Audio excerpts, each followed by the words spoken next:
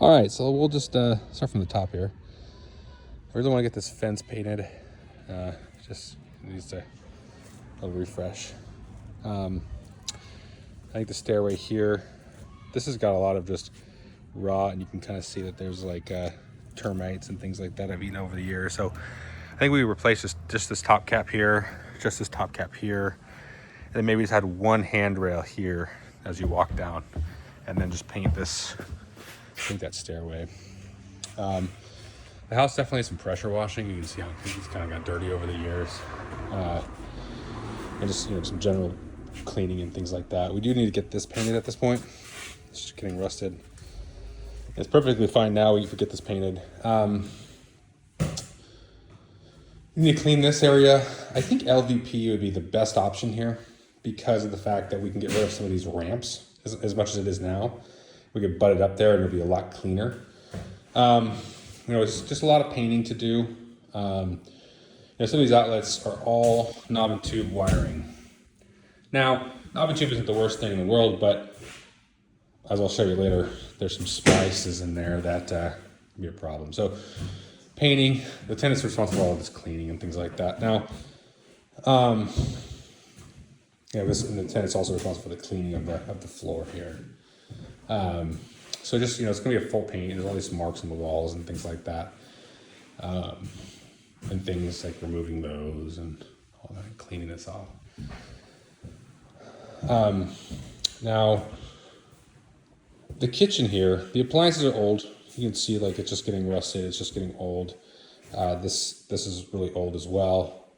And then the storage space here is just it's lacking. I think there's definitely, a great enhancement would be to redo this kitchen with newer cabinets and more of a, more of an expansive feel. You can kind of keep this nook over here for like a dining room, but maybe if you were to really make this, it could really be upgraded, but you're looking at least at $10,000 to do a new kitchen. So that would be something to earmark, something to think about. I think it would be a really good addition, but I don't know if it's feasible at this point, but that would be, I would think that would be a huge upgrade. Now, let's go into this room here. You can tell this is single wall construction just because of the outlet being out. So this is the window. They have to build this window out because this is how thick the wall is. It's hardly anything.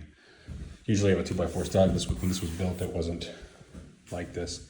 It wasn't built like you can see right here. This is like a 1x, and then you have the siding on the outside. So you have like almost fence boards, like really thick fence boards, kind of what it looks like. But you could feel, you can almost, this is not a whole lot.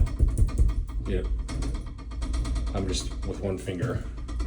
So I'm not sure exactly what's going on with that crack, but there's not a whole lot of substance between the walls here.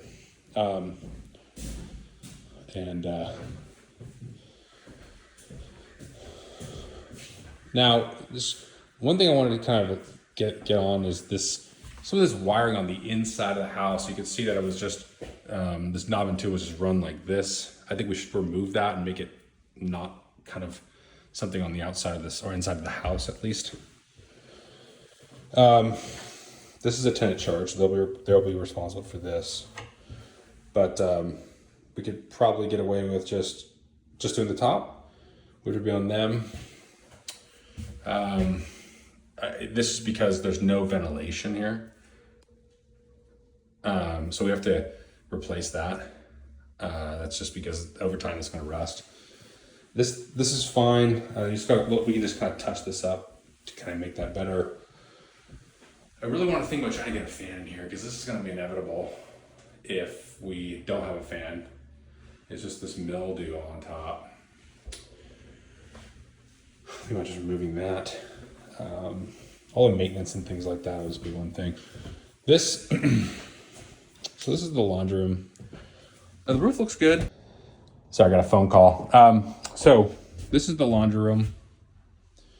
Now, as you can tell, there's some moisture getting over there, and it's just, this is not like an airtight situation, obviously. So you got this window, there's nothing here.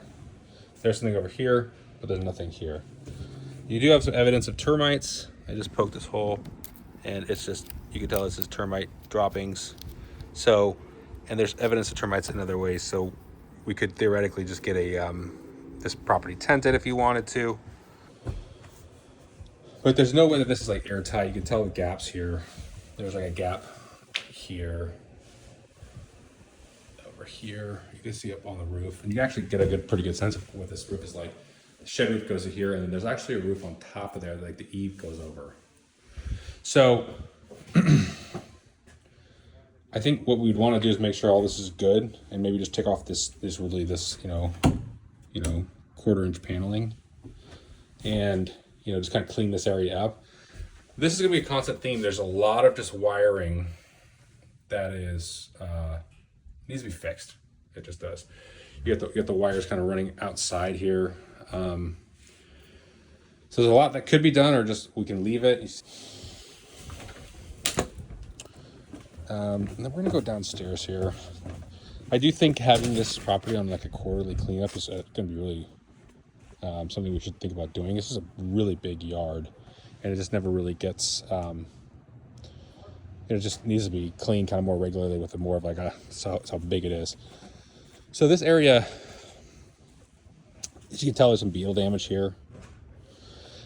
This isn't, as you can tell over here, it's not like it's that's an entry point for rodents and things like that. And it's not even necessarily has to be enclosed like this, but someone enclosed it at some point. But it's not like they enclosed it in a way that's like you can still see right through there. So almost like picking a lane between like, hey, do we actually want to try to completely enclose this, or do we want to just just not? Kind of a cool little area for quite a few things, but we're going to go into under the property here. So you can see that there's some ductwork that is in bad shape. Rodents have gotten to it. There's just been areas where it just isn't not even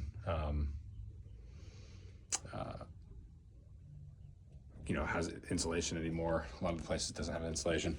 Now this is what's called a flying splice. They just tied in from this run here. They come in there and then they tie in this splice, which is not legal. You have to have it in a junction box. So my concern would be like, let's say you would have a fire or something like that. Like that's another flying splice someone did for this knob and tube. If you have a fire, my concern would be they come in here to see the wiring or something. They would say, hey, this, if it had anything to do with electrical, they'd be like, this is not covered or something. I'm not sure, but that would be my concern. We see there's a lot of just flying splices here is what they're called, all over the place. This is quite a, this furnace is very old, should be serviced. I don't know if it's even, once we service it, seeing exactly how we can repair it, or if it's in good enough condition for that. Some of these waste lines, you can tell we've had problems in the past. We've replaced sections here, and then we have these cast iron, which have these what's called bleeders, and those are just ready to leak. Now this is just a clean out, but I think this should be replaced. And because if we ever have to use this clean out, it's gonna be a big problem to try to do that. And so it's really not that hard if you just do it like from this section. It's not a large section, but it should be done. And then in this basement section here, we've got a lot of wiring that is just old and old, and that's long and short of it. This one here is actually, there is an active leak here. You can see, and this is what I'm calling about bleeders. You can see that little drop there. When it's in use a lot, those will start to drip. And so this line from right there all the way to where it connects to the new ABS, which is that black pipe right there, should be replaced because it's leaking actively. You have situations like this that are just ready to start to leak. This corrosion here, that's just asking for it. This is the new ABS that was connected, but there's just you can see like this too, right? It's just ready to kind of potentially leak. There's just a lot of, we just need to do a really thorough job of getting the rodent sort of situation kind of fixed. And I think there's a little breaker panel here that's very old. We obviously replaced the big one outside a while ago, but which is great. But yeah, you can see rodent droppings kind of everywhere. But yeah, the electrical needs to be kind of taken care of. But pressure wash the house, and I'll give you more of a full list of what the scope is. I do want to get these yucca plants, whatever they're called, to get those removed and get this kid away from the house.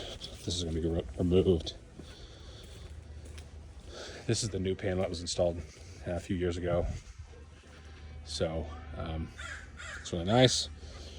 And yeah, just clean it up. I'll be more in touch soon.